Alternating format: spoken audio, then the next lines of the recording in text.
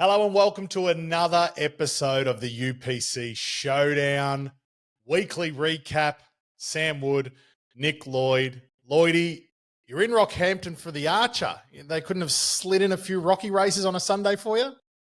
I know. I was hoping that maybe legs 10, 11, and 12 might have been stretched out across 24 hours and gone to Sunday and just keep the punters waiting. But not to be. I suppose there's a few Group 1s in Adelaide that I guess take priority for some people, not for me, but for some people, I suppose. But yeah, mate, beautiful weather up here. The Rockies, the Vegas is tended on. Oh, the Rock Vegas. Is that what you guys call it up there? Yeah, that's what we call it. I don't think anyone else calls it that. No, probably not. Priz Vegas, Rock Vegas. Well, it was another cracking weekend last weekend. Maxi77 username. He took out first place, $31,355. He kind of had it wrapped up going into that last race. I think there was a fair bit of movement from kind of second to seventh. I think someone else lobbed into the top 10 with something in the last as well. So she was another nail biter. Did you happen to find yourself in the money? No, which is pretty standard for me. Lately, I think I had 4 on Saturday, and I think from memory one of them was going semi-okay, but just didn't get any of the big roughies that you needed to really boost yourself up the scoreboard. So, not to be the Wednesday one, I went all right. I was close to getting in the money there. I think 200th was my best result, but maybe this is the week. I looked in the Wednesday showdown that the UPC has kindly put on for us the last 2 weeks. I looked good this week. I know one of your mates was top of the table for a while.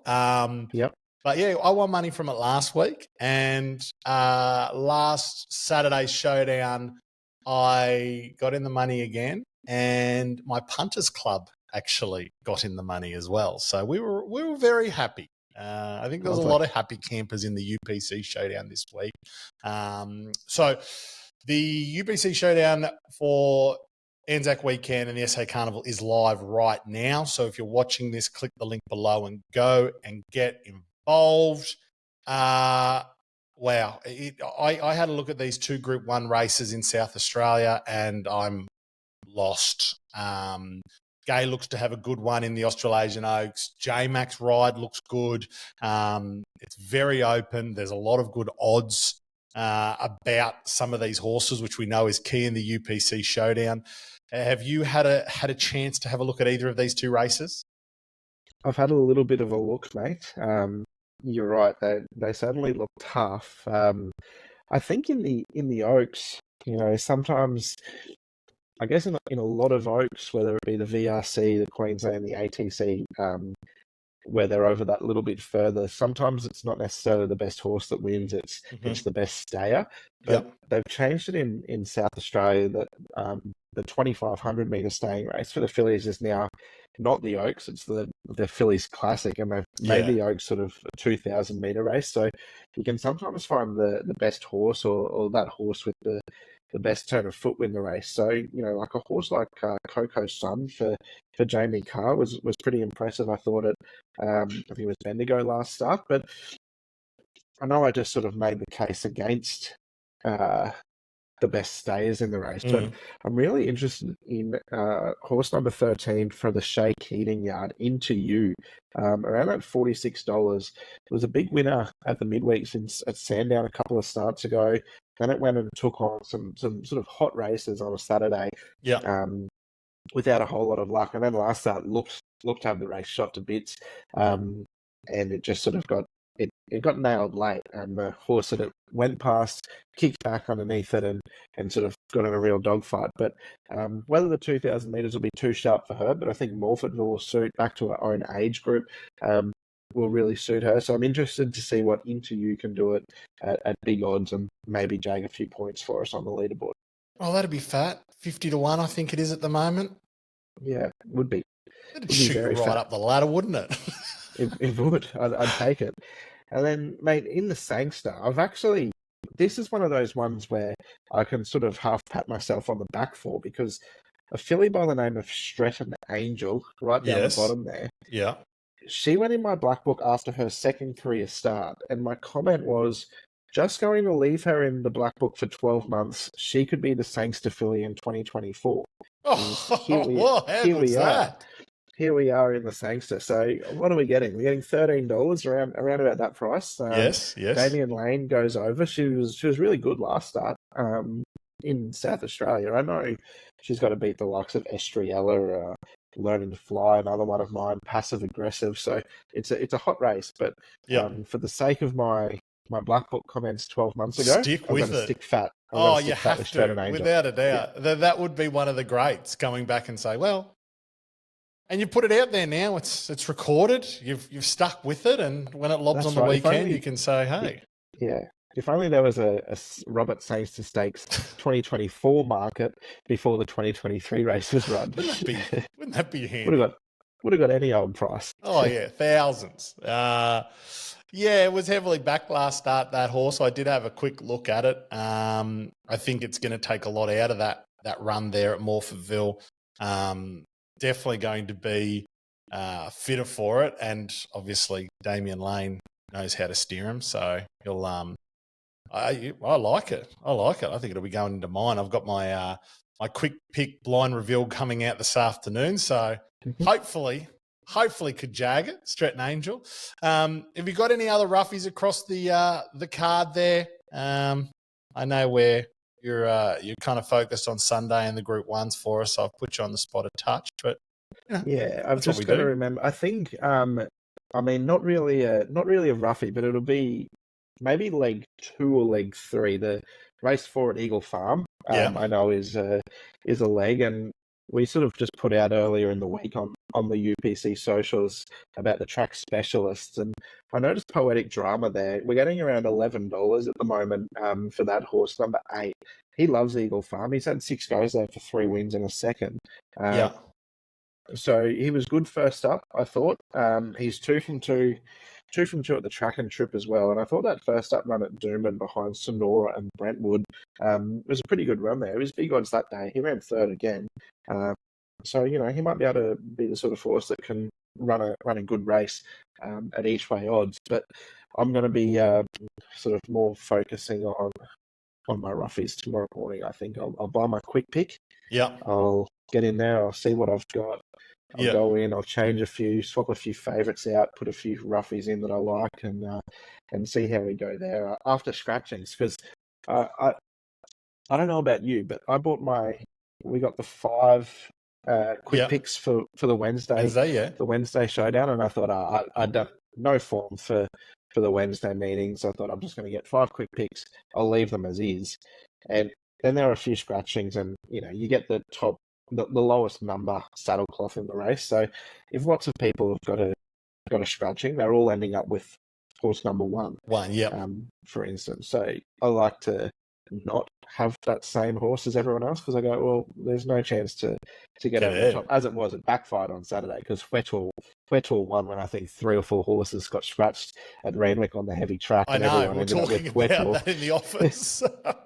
Yeah, but not to worry. So maybe I shouldn't change it. That could be the moral of the story. But no, I think I think it's a good point you raised, that people might not know that after you get your quick pick,